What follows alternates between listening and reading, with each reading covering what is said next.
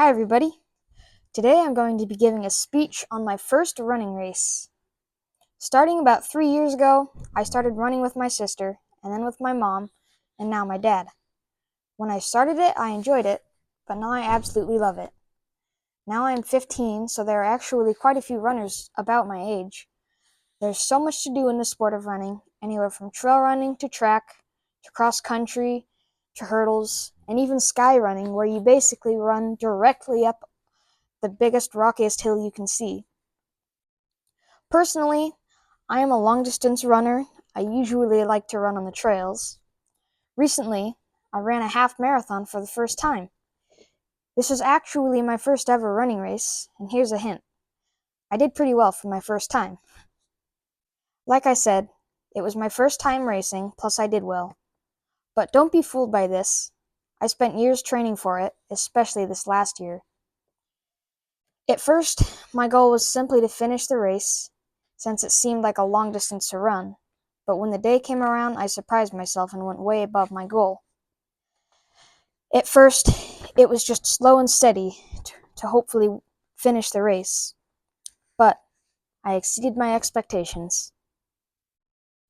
Starting at 15 miles a week from the time I started running, I started a 12-week training plan that I got online from a coach for free. In week 1, I had already jumped to a long run of over 7 miles, my previous being a 3-mile run, and my total weekly mileage was already 25 miles. This is 10 miles more a week than I was running before, which is 66% more mileage per week.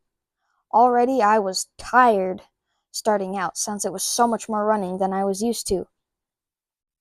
In week 2, I increased to about 28 miles for the week, which was much more gradual than that exhausting week 1, to say the least.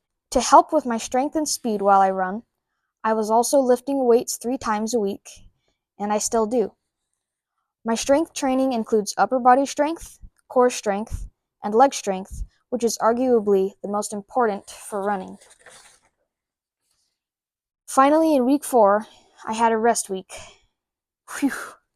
This is recommended for long-distance runners to prevent injury so that you can actually run without feeling so tired. During the time that I was training, I also escaped 2 injuries. One injury was in my tibia muscle, which had sprung up in pain just before I started training. Thankfully, it got better even though I was increasing mileage. Skipping ahead a little bit, around week 7, a pain in my upper calf suddenly sprung up in the muscle after I had done a hill workout. This is probably because I pushed the muscle harder than it was used to. However, thankfully I was able to nurse it like a baby and be gentle on it, which healed it completely. I did this with the help of a compression sock, which basically squeezes your calf muscle. Surprisingly, compression socks are extremely effective. If you're a runner, I'm sure you know that injuries are the bane to your competition or increasing mileage.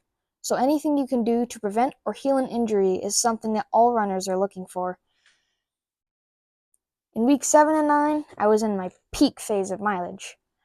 I ran a total of 37.8 miles in week 7, and another 37.8 miles exactly in week 9. The way my week is set up, I have a long run on Fridays. So on Friday for both week 7 and 9, I ran 13.1 miles for a long run, which is exactly the distance of a half marathon. Woohoo!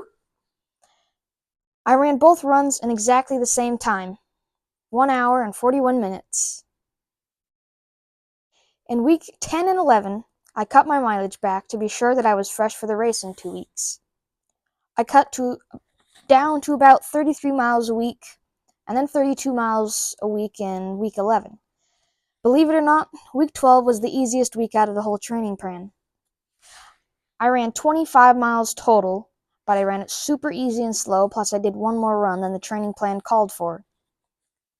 The reason that this was a shorter week is because you have to allow your body time to recover and save your energy for the race. The whole week, I could not stop thinking about the race since I had invested so much time in training for the whole 3 months leading up to the race. At last, the day had come. I was like a kid on Christmas morning, waiting to open gifts. Except I was getting ready to run at last. Once all of the runners were lined up, the air horns set off the starting blast, so we all went away. I was running with 53 runners, so I did not know how well I was going to do. Within the first mile, I was able to work my way up to third place already. I kept going with it, eventually picking off second place. I held second place until about halfway through the race when I came up on a hill. Turns out this hill was good for me because I passed for first place and pulled a gap. I held the lead for the whole rest of the race, bringing the win home. I ran the race in 1 hour and 31 minutes and 47 seconds, which was 10 minutes faster than my previous practice time. I was pumped with extreme happiness. This is proof of how you can achieve your goals if you stay motivated and disciplined. If you really want whatever it is that you are working towards, and you put in the hours, work, and sweat, you will achieve your goal. Plus, who knows? You may surprise yourself by doing twice as good as you originally anticipated. I was aiming for just finishing the half marathon, or maybe even doing it in 1 hour and 36 minutes.